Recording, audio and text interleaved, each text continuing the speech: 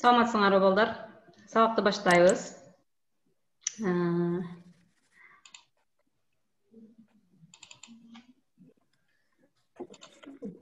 Демек биздин бүгүнкү сабагыбыз кыргыз тили.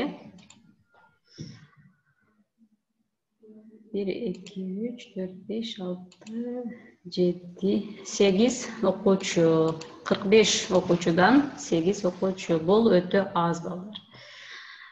Сабакты көңүл коюп, контуп коюп, угуп, көрүп турабыз, тапшырмаларды убагында аткарып, жөнөтөбүз.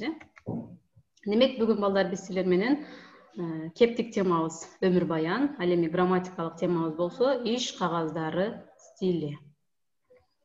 Бүгүнкү сабагыбызда биз эмнелерге жетишибиз керек? Өмүр баян жазуунун эрежелери менен таанышабыз балдар. Өмүр баян кантип жазылат, кандай талаптар коюлат. Ошондой эле иш кагаздары стили боюнча жалпы маалымат алабыз. Практика жүзүндө өмүр баянды туура жаза алууга жетишебиз. Биз ушул сабакты бүткөндөн кийин өзүбүз эркин түрдө АБТ-га өмүр баянын жазып берчи десе, кыргыз тилинде туп-туура такалбай жаза алганга жетишебиз. Эми балдар, өмүр баян бул сөздү көп уккансыңар. Ал кайсы жерде колдонулат, эмне үчүн колдонулат, биздин турмушубузда кандай мааниси бар? Ойлоп көргүлө. Каалоочулар болсо жооп берип көргүлө. Бул кандай иш кагазы, бизге эмне үчүн керек? Барбы жооп берчүлөр? Жанакы жумуштарда сурайт го, өзүңдүн өмүр баяныңды жазып бер деп, ошондо жазып алып барып беришибиз керек болот. Жумушка кирүүдө керек болот экен. Эмне үчүн керек болот ошол жумушка кирүүдө? Сен ага чейин эмне жумуш менен алек болгонуңду, эмнелерден окууну канча бүткөнсүң, каерде бүткөнсүң, ошол баарын маалымат кылып жеткире беришибиз керек болот. Жакшы. Балдар барбы бизде? Балдар жок экен, Жана балдар армияга барганда да өмүр баянды толтурушат. Жакшы. Кошумча барбы дагы? Башка жок окшойт, Жакшы. Туура эле айттыңар. Өмүр баян дегени балдар бул адамдын белгилүү бир убакытта басып өткөн жолу жөнүндө өз колу менен эркин формада жазылган иш кагазы.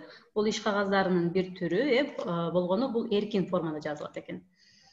Өмүр баянды жазууда балдар кандайдыр бир ушундай болуш керек деген катуу бир тартипке салынган түр болбойт. Бул ошол жазган адамдын өзүнүн чеберчилигине ылайык болот.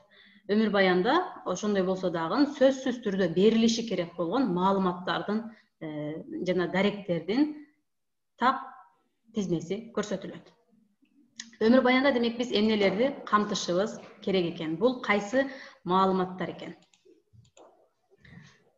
Демек, биринчи катарга биз өмүр баяндын аталышын жазабыз. Андан кийин кайсылар кетиш керек? Силер айтып көргүлөчү өзүңөр, өмүр баянда эмнелер ирети менен кетиш керек? Аты жөнү. Аты жөнү. Туулган жылы. Жашаган жайы, үй бүлөсү, анан кайсыл жерге садикке барганың, андан кийин окуганың болот. Анан окууну, например, 8 класстан башка мектепке өтүп кетсең, ошону да жазышыңа туура келет. Мектепке чейин, мектептен кийинки турмушчу, мектептен кийинки жашоочу. Ошондо айтайлыбы? Мектептен кийин кайсы университетке тапшырганың, ал университетти канча бүтүргөнүң, потом кайсыл жерге жумушка барганың, өмүр баяныңды.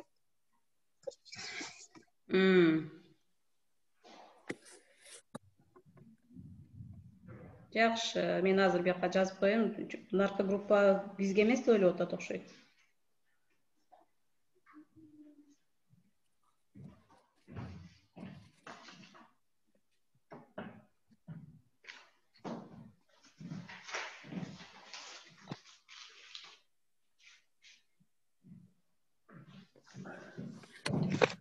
Жакшы. Андан кийинки эми иш кагазынын тексти кетиш керек балдар. Текстте эмнелерди кантайбыз? Биринчи автордун аты жөнү. Ал ар дайым мен деген жактама ата тооч менен башталат. Мен Суюнова Айкөкүл Абдыкарымовна. Түшүндүрмө мүчөгө биз эки жагынан үтүр белгиси менен ажыратабыз. Сөзсүз түрдө. Мен Абытова Айназик, мен Касымова Айнура. Андан кийин туулган жылы, айы, күнү жана жери кетет. Кайсы жылы, айы, күнү баары так көрсөтүлүш керек кыздар. Анан жери, облусу, району, шаары, айылы. Андан кийин ата-энесинин аты жөнү жана иштеген жери. Ата-энем Суюнов Абдыкар, апам Коргонбаева Кулпунай, анан алар ушундай жерде иштейт. Кийинкиси билими кетет. Бул дагы жана ким айтты, Абытова айтты окшойт, ырааты менен кетиш керек. Биринчи, эгер балдар бакчасына барган болсо, ошол кетет. Номер 1 Кызылка шаарындагы Ландыш балдар бакчасына барганмын. 1999-жылы Кызылка шаардык номер 1 орто мектепке барганмын. Андан кийин эгерде атайын окуу жайына барса, орто окуу жайына барса, ал жазылат. Ал эми жогорку окуу жайына барганы ырааты менен кетиш керек болду. Кийинкиси кесиби жана ишкердиктин түрү. Жогорку окуу жайын бүткөндөн кийин кайсы кесиптин ээси болду, анан кайсы жерге ишке кирди. Бул балдарга тиешелүү кийинки маалымат, аскерге кызмат өтөгөндүгү тууралуу маалымат. Эгерде аскерде кызмат өтөгөн болсо, анын жылдары, кайсы жерде өтөгөндүгү сөзсүз кетиш керек. Андан кийин балдар эмгек жолу. Эми бул кайсы жерде иш баштаган. Андан кийин ал кайсы жерге которулду. Эгер 10 жерде иштеген болсо, анын баарын ырааты менен жазыш керек. Бир эле жерде иштеген болсо, ошол жерде биринчи мектепте жумушту баштап, азырга чейин ошол жерде кыргыз тили жана адабияты мугалим болуп эмгектенемин деп жазат. Кийинкиси сыйлыктар кетет балдар. Ал кандай сыйлыктарга жетишти, наградалары. Коомдук ишке катышуусу, эгер коомдук иштерде активдүү болсо, аны жазат. Волонтерлугу болсо, же болбосо шаардык кеңеште же башка жерде депутаттыгы болсо, негизги ишинен башка дагы кандай иштери бар. Же болбосо көз карандысыз уюмдарда, неправительственный организацияларда иштей алган болсо, аларды жазса болот. Үй бүлөлүк абалы жана үй бүлө курамы. Үй бүлөлүүмүн, 3 уулдун энесимин. Андан кийин үйүнүн дареги, телефон номери кетет. Эң аягында өмүр баянды жазып бүткөндөн кийин аты жөнүн жазат, өзүнүн колун коет. Андан кийин өмүр баян жазылган күн, айы, жылы кетиш керек. Демек, бул тартип мына ушундай балдар. Эми бул өмүр баянды окуп чыгабыз. Биздин жанагы жазылган тартиптерге дал келет бекен. Ким окуп коет? Так калбай, интонациясын туура коюп окуйбуз. Барбы калоочулар? Видеоңорду ачып койсоңор сонун болот эле да, мен силердин жүзүңөрдү бир көрөйүнчү. Барбы калоочулар окуй турган?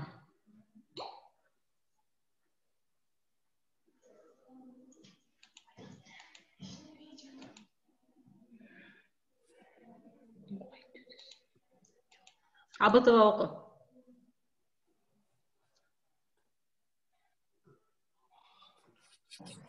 Микрофонду жандыр.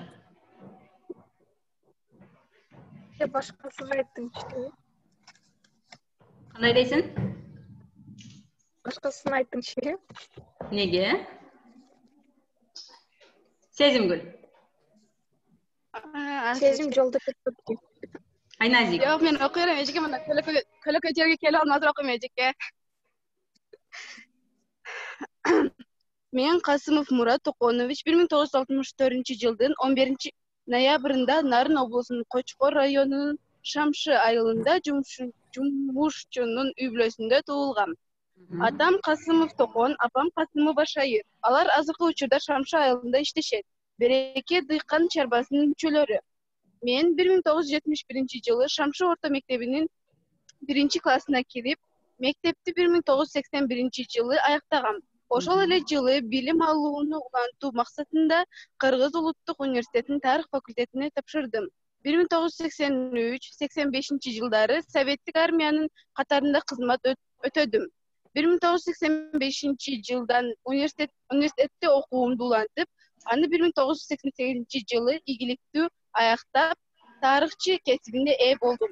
1988 жылдын өзүмдүн эмгек жолумду Ысык Көл облусунун Жети Өгүз районунун Дархан айылындагы Дархан орто мектебинде тарых жана таануу мугалими болуп иштөөдөн баштадым. 1991 жылы мектепте директордун тарбия иштери боюнча орун басары болуп иштедим. 1999 жылдан Кыргыз билим берүү институтуна илимий кызматкерликке которулуп, ошол эле жылы аталган институттун аспирантурасын сырттан окуу бөлүмүнө документтерди тапшырдым. Сезимгүл токтоп тур эми. 2002 жылдан бери Сезимгүл. Кийинки абзацты башка бирөөгө берели. Айназик, кийинки абзацты оку. 2002 жылдан бери. 2002 жылдан бери Бишкек шаардагы Арабаев атындагы Кыргыз мамлекеттик педагогикалык университетине тарых факультетинин тарых кафедрасында иштейм. 1998 жылы элге билим берүүнүн отличниги, 1999 жылы Кыргыз Республикасынын Билим берүү министрлигинин ардак грамотасы менен сыйланган. Үй бүлөлүмүн. Аялым Суранова Бактыгүл 1966 жылы туулган. Бишкек шаардагы мамлекеттик каттоо кызматында эсепчи болуп иштейт. Кызым Гүлжан, уулум Азат Бишкек шаардагы Алымов атындагы 39 мектепте окушат. Үй дарегим Бишкек шаары 6 кичи району 42 үй 18 батир. Жакшы. Касымов Мурат. Касымов Мурат, кыскасы телефону жазылыптыр, Демек балдар, өмүр баян жазганда биз ушул тартипте жазышыбыз керек. Силер биз азыр могу жерде көргөн тартипти эсиңерге сактап алгыла. Таяныч сигналдарын ишке салууга дагы кайсы нерселер ирети менен кетиш керек экендигин эсиңерге сактап койгула. Кийин силерден өмүр баян жаз десе, такалбай ушул сыяктуу кылып жазышыңар керек.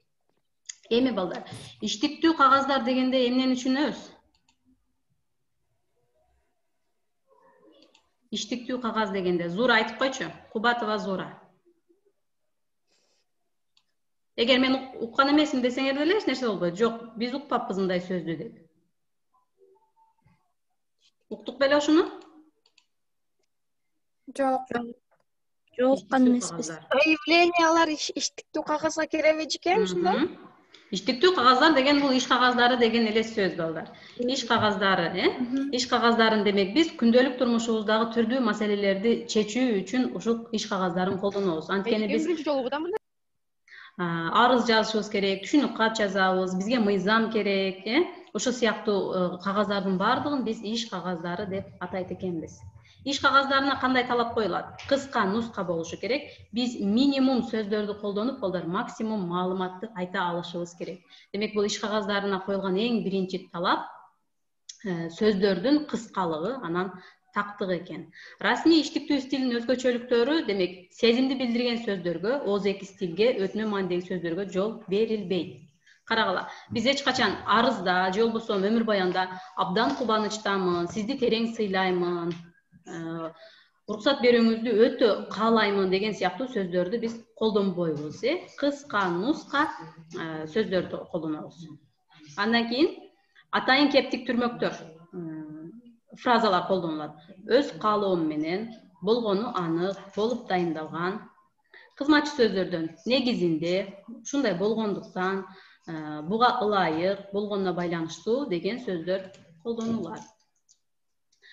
Ошондой эле атооштуктар колдонулат. Өтүү, сыйлоо, дайындоо, чакчыл жана атооштук түрмөктөр колдонулат. Багыныңкы жана татаал сүйлөмдөр колдонулат. Биринчи жана экинчи жактагы атоочтор көп кездешпейт, азыраак, сейрек кездешет. Мисалы үчүн, мен сизден суранам деп айтылбайт. Менди алып салсак деле ошол сүйлөмүбүз бизге түшүнүктүү болот. Сизден суранам деп. Эми балдар, бул видеодогу экранда көрүнүп турган эки өмүр баянды скриншоттоп алгыла. же видеону деле мен жөнөтөм силердин группаңарга. Биринчи өмүр баян, экинчи өмүр баян. Бул экөөсүн тең толук окуп чыгасыңар балдар. Андан кийин бул жерде суроолор берилген. Ушул суроолорго жооп жазасыңар. Кайсы өмүр баян туура жазылган, эмне үчүн? Кайсы өмүр баянда керектүү маалыматтар көбүрөөк? Анткени ушундай. Буга да жооп жазасыңар. Кайсынысында маалыматтар тагыраак, кайсы маалыматтар так, кайсылары так эмес. Кайсы маалыматты ашыкча деп эсептейсиңер? Ошол ашыкча болгон маалыматтарды кашага жазып койгула. Ушул сөздөр өмүр баянда зарылчылыгы жок. Бул биринчи тапшырма силер үчүн. Ошондой эле андан кийин сабактан кийинки тапшырма, бул үй тапшырма деп алгыла. Муну эгерде класста болгонубузда азыр ушул жерде иштемекпиз. Мен силерге таратып бермекмин муну. Муну болсо үйдөн иштейсиңер. 10 жылдан кийинки өзүңдүн баскан жолуң тууралуу элестетип өмүр баян жазасыңар. Эгерде мен силерге азыркы өмүр баяныңарды жазгыла дей турган болсом, анда ошол мектепте окуп атам деген жерден эле токтоп калат да өмүр баяныңар. А силер 10 жылдан кийин мектепти бүтүп, университетти бүтүп, үй бүлө күтүп, балалуу болуп, бир жерде иштеп калган болосуңар да 10 жылдан кийин. Ошону элестетип, жакшы тилек жарымырыс деп өмүр баяныңарды жана мен көрсөткөн тартипте жазасыңар. Түшүнүктүү болду? Эжеке, ошондо кыздар балдарыбызга дагы өзүбүз алып коебузбу? Ооба. Мындай, ошондо будущее времяда жазабыз да, ушундай болот деп. 10 жылдан кийин сен ошол жерде жашап атасың да. Азыр кандай жашап атасың? Настоящий время кылып жазат экенбиз. Ооба. Азыр канчага чыктыңар? 17, 18ге чыгып калдыңар, Демек силер 28, 29, 27 жашка чыккандагы өмүр баяныңарды жазат экенсиңер.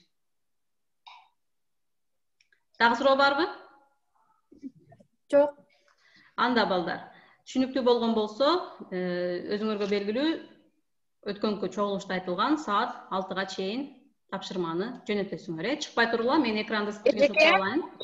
Эжеке, 6-дан өтүп жөнөтсөк болбойбу? Бүгүн саат 2-де ОРТ тестке барабыз да, успеть этпей калабыз. Макул. Рахмат. Так, чыкпай тургула, мен экранды скриншоттоп алайын балдар. Эжеке, суроо берсе болобу? Ооба, болот. Вот азыр өмүр баян жазганда чектөөлөр болбойбу? Мисалы 2 бет, 4 бет болуп кетиши дагы мүмкүнбү? Ошого чектөө койбойсузбу? Эгерде айттым го балдар, ар бир адамдын өзүнүн мындай чыгармачылыгына карата жазыла берет өмүр баян. Бирок жанагы биз айткан маалыматтар так катары менен кетиш керек да. Болушу мүмкүн, ал 2 бет деле болуп кетиши мүмкүн. Эгерде сен ушунчалык көп жерде иштеп, өтө көп наградаларды алып, өтө бир жумушуң көп болсо, болушу мүмкүн 2 бет болуп кетиши сөзсүз мүмкүн. Рахиманыкы 1 тетрадь болот. Рахмат. Башка суроо жокпу? Жок. Анда сабагыбыз бүттү балдар. Чыга берсеңер болот. Саламатта болгула. Саламатта калыңыз. Саламат.